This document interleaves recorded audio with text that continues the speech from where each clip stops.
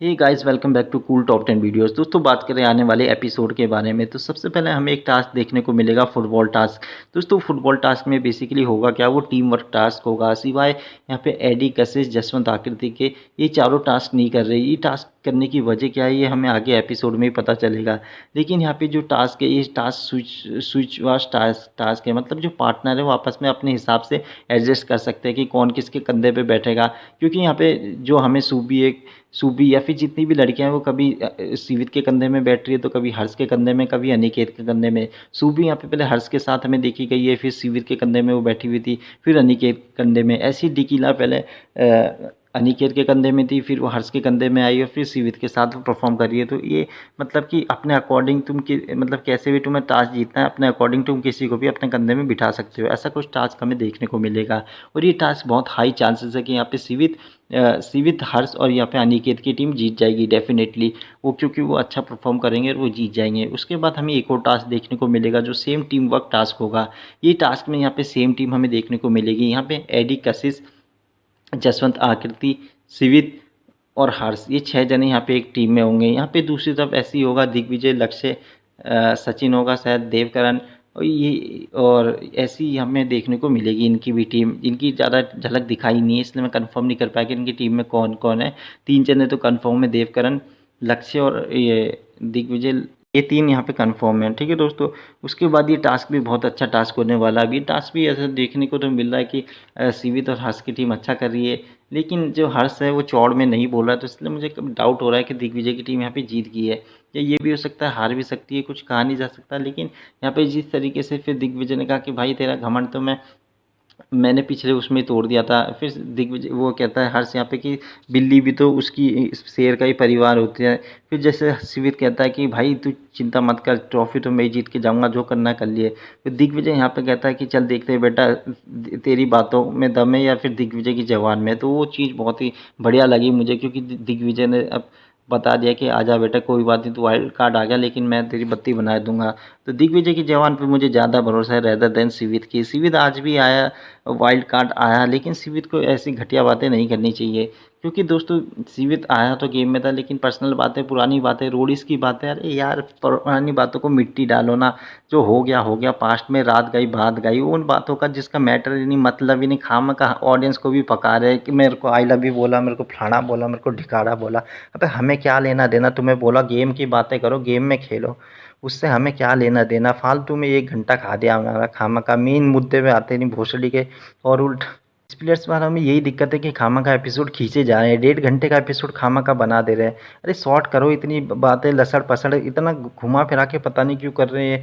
सीधे सीधे साफ तौर पे करो ना, जो चीज़ें हैं बहुत ही सॉर्टेड करो, पता नहीं क्यों इतना खींच रहे। खामा खा की पुरानी बातें, रोडीज की बातें, उससे पहले की बातें, बोल दिया आई लव यू बोल दिया किसी को, तो तुम्हारे लिए वो मर गया क्या। ये फालतू की बातें थी, मुझे नहीं लगता सीवित से लाके कोई फ़ायदा हुआ।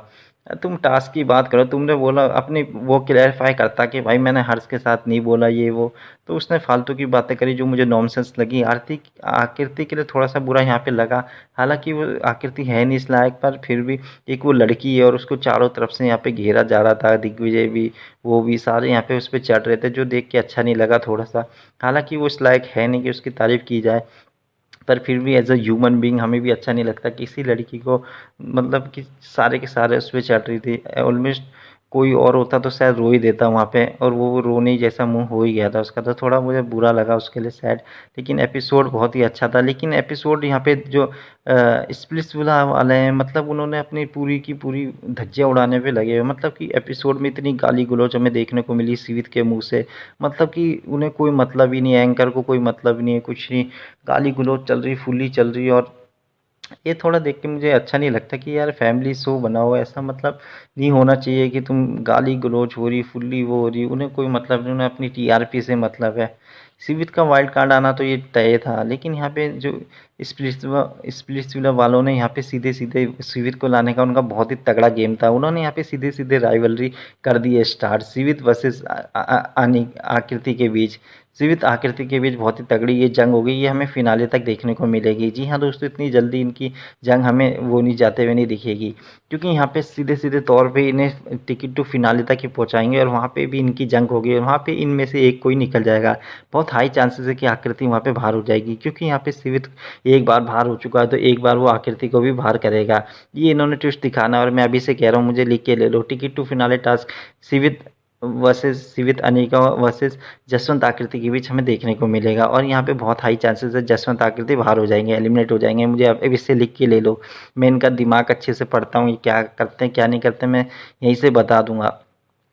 तो उसके बाद यहाँ पे जो मिस्चिस बॉक्स होता है वो थोड़ा ट्विस्ट लिया आता है और सारे के सारी चीज़ें जो है वो यहाँ पे इस प्रोडक्शन के हाथ में है और होना भी चाहिए, क्योंकि उन्हीं का शो है।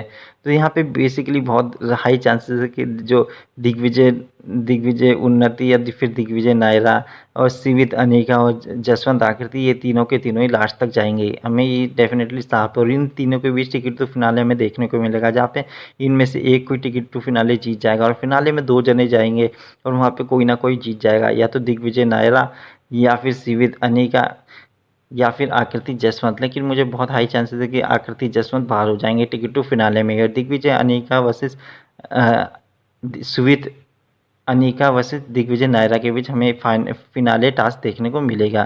तो आई होप दोस्तों वीडियो आपको पसंद आई है, पसंद आई चैनल को सब्सक्राइब करें, वीडियो को लाइक करें। धन्यवाद।